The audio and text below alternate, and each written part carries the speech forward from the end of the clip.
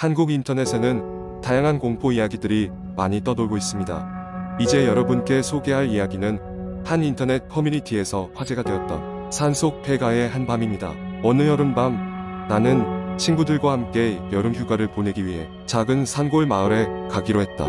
그곳은 시내에서 차로 2시간 정도 떨어진 외딴 곳이었고 우리가 묵기로 한 펜션은 산 중턱에 자리 잡고 있는 고즈넉한 장소였다. 도시에 찌든 우리에게는 신선한 공기가 무엇보다 필요했고 산과 계곡에서 보내는 며칠이 우리 모두에게 힐링이 될 것이라 생각했다. 그 펜션은 본래 오래된 한옥을 개조한 곳이라 다소 낡았지만 운치가 있었다.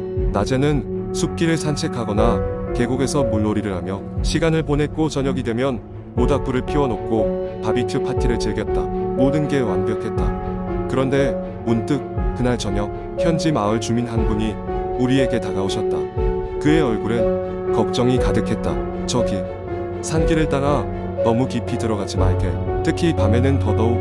주민의 말을 듣고 우리는 의아했지만 대수롭지 않게 넘겼다. 무슨 일이라도 있나요?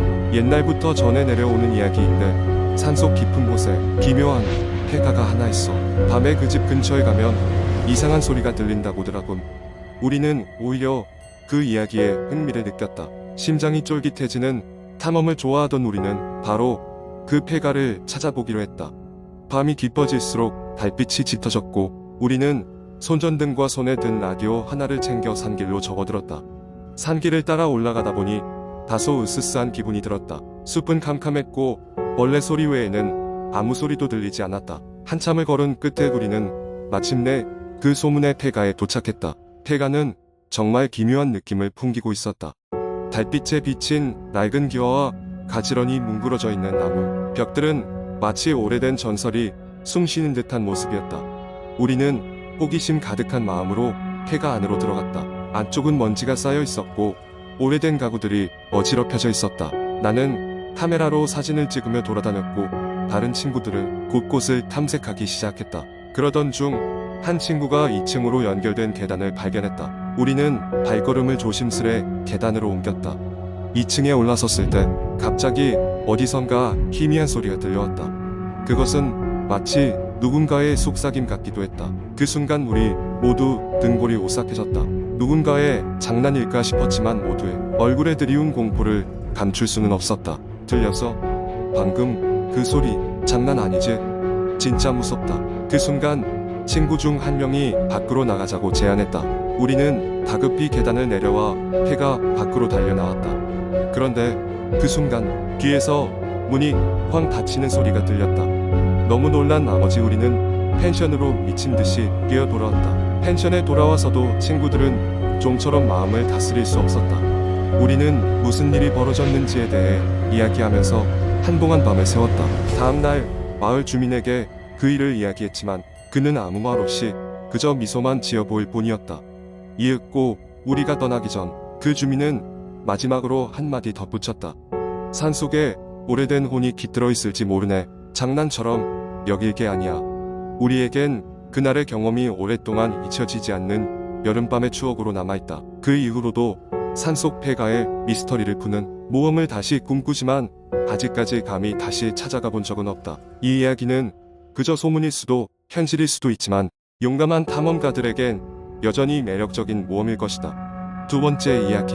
몇 년 전 어느 여름날의 이야기다. 나는 그날따라 지독하게 덥고 습한 날씨를 피해 친구들과 함께 시원한 산속 펜션으로 여행을 떠났다. 다행히 에어컨이 잘 나오는 깨끗한 펜션을 예약했고 우리 모두는 도착하자마자 산속의 청량한 공기에 취해 여행을 만끽하고 있었다. 그 펜션은 산 중턱에 위치해 있었고 주변에는 다른 펜션들이 드문드문 있었다.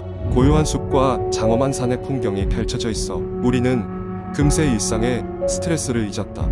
해가 뉘엿뉘엿 저물어가며 우리는 저녁 식사를 준비하고 근처 산책로를 따라 걷기로 했다. 산책로는 처음엔 잘 다듬어져 있었지만 조금 더 들어가자 점점 길이 울퉁불퉁해지며 나무들이 양옆으로 빽빽하게 자라 있었다.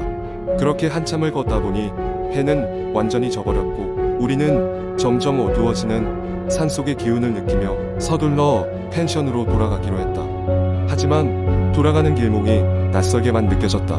마치 길이 아니라 미로에 들어온 듯한 기분이었다. 친구 중 한 명이 스마트폰에 플래시를 켜앞에 비추자 그 빛 속에서 작은 오두막이 하나 보였다. 너무나도 낡아 보였고 지붕은 거의 무너질 듯 비틀어져 있었다. 호기심이 많은 우리는 그곳으로 다가가 보기로 했다. 오두막의 문은 오래된 나무로 만들어져 있었는데 살짝 밀어보자 삐걱거리며 열렸다. 내부는 먼지로 뒤덮여 있었지만 벽에는 무언가 그림 같은 것이 잔뜩 그려져 있었다. 가까이 다가가서 보니 그것은 그림이 아니라 혈액으로 그린 수많은 손바닥 자국들이었다.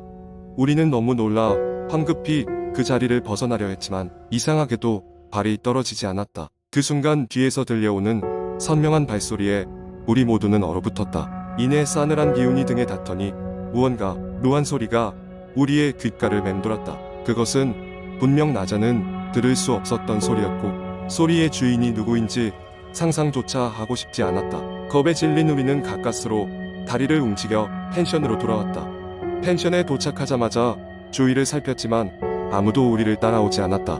그럼에도 우리 모두는 어딘가에 누군가 우리를 지켜보고 있다는 이상한 느낌을 떨칠 수 없었다. 펜션 주인에게 이 얘기를 하자 그는 얼굴이 창백해지며 말했다.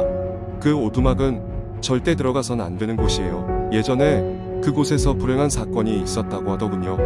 지나가던 사냥꾼이 그곳에서 머물렀다가 실종됐고 이후로는 어떤 이들도 그곳에 들어가지 않아요. 다들 그때부터 이상한 소리를 듣곤 했다고들 해요. 그 이야기를 듣고 나니 우리의 공포는 더 극대화되었다.